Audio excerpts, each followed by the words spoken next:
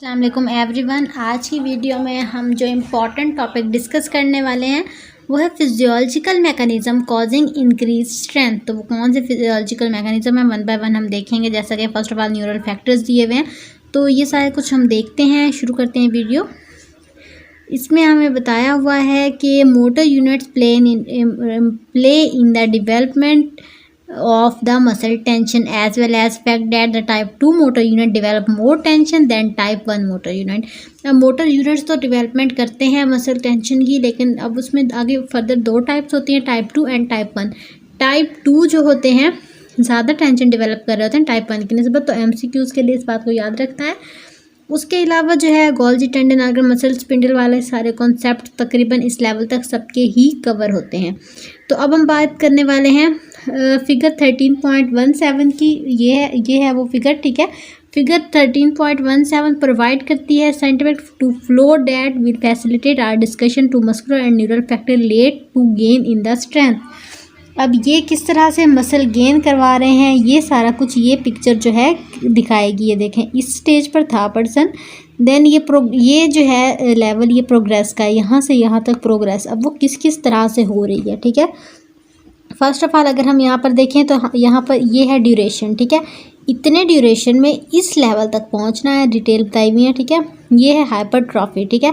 Hypertrophy हो रही है सबसे पहले। हाइपरट्रॉफी के बाद ये जो न्यूरल फैक्टर एक्ट कर रहे हैं, उसके रिजल्ट में हम स्टेरॉइड्स इनटेक कर रहे हैं। स्टेरॉइड्स इनटेक करने के अलावा सीरियस स्ट्रेंथ ट्रेनर्स जो है मतलब सीरियस ट्रेनिंग कर रहे हैं। वरना अगर जो है जो होते हैं बिलोअर्स, ठीक है, लोअर्स लेवल पर जिनका इतना मोटिवेशन लेवल वगैरह भी नहीं होता, अब वो क्या कर रहे होते हैं, यहाँ तक आ रहे होते हैं। वो शुरू करने के बाद हाइपरट्रॉफी हुई और यहीं पर ही ब्रेक हो गया, ठीक है। उनका प्रोग्रेस लेवल यहाँ तक रहा, यहाँ तक था, तो कुछ टाइम बाद दोबारा वापस आ गया इधर तक, क्योंकि अडेप्टेशन जिधर इधर की हुई थी वापस इधर की हो जाएगी। अब जब हम बात करते हैं जो सीरियस स्ट्रेंथ ट्रेनर्स थे, जिन्होंने अपने मोटिवेटेड थे, जो है कंटिन्यूसली जो है मोटिवेटेड रहे, इस चीज़ पर रहे कि उन्होंने करना है और कुछ गेन करना है, उन्होंने क्या किया, उन्होंने जो है अपनी अटेम्प्ट्स को जारी रखा। ये न्यूरल रिस्पॉन्स जो हुआ, सीरियस वाले जो थे वो यहाँ तक पहुँच गए, ठीक है। अब वो जिन्होंने स्टेरॉइड्स भी साथ इनटेक किए, अपनी एक्सरसाइज भी रखी, स्टेरॉइड्स भी, वो इस लेवल तक पहुँचे और उनकी इतनी प्रोग्रेस हुई। तो ये था सारा इसका जो है सिस्टम। अब हम रीड आउट भी कर लेते हैं साथ। In training studies of the short duration 8 to 20 weeks neural adaptation related to the learning coordination ability to recruit primary movers play a major role in the gain in the strength, ठीक है। ये सारे जो है gain in strength में role play कर रहे होते हैं। इन कंट्रास्ट जब हम लॉन्ग टर्म कर रहे होते हैं ट्रेनिंग, इंक्रीज हो रहा होता है size of prime mover, hypertrophy हो रही होती है, मेजर रोल होता है स्ट्रेंथ डेवलपमेंट में। How there is evidence that with high intensity resistance training change in the muscle size are detectable by 3 months। अब अच्छा, एक दो बातें आ गई यहाँ पे। एक बात ये कि जब 8 to 20 वीक्स हो रही होती है, देन हमारे प्राइम मूवर्स रिक्रूट हो रहे होते हैं, लर्निंग अडेप्टेशन और कोऑर्डिनेशन हो रही होती है। देन उन्होंने कहा जब लॉन्ग ड्यूरेशन हो रही होती है तब हमारे पास जो हाइपरट्रॉफी भी हो रही है, साइज इंक्रीज। फिर तीसरी बात उन्होंने की कि अगर शॉर्ट ड्यूरेशन में ही हाई इंटेंसिटी करवा दें तब भी तो जो है हाइपरट्रॉफी वाली कंडीशन आ सकती है, मसल साइज इंक्रीज हो सकते हैं, ठीक है।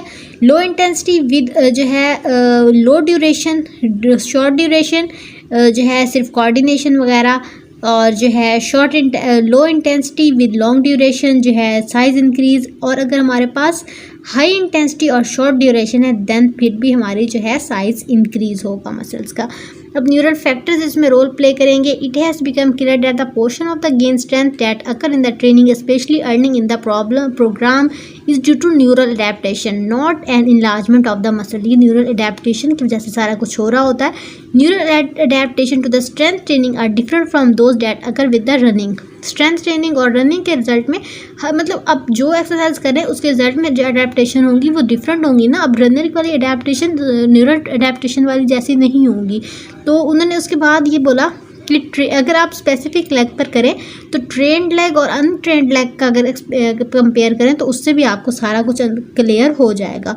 ये study confirm that when gain of the muscle strength and endurance of a trained leg were transfer to the untrained leg, तब जो है साफ पता चला कि कौन सी लेग में जो है रिस्पॉन्स किस तरह का दिया, तो ये अडेप्टेशन से सारा कुछ क्लियर हो जाता है।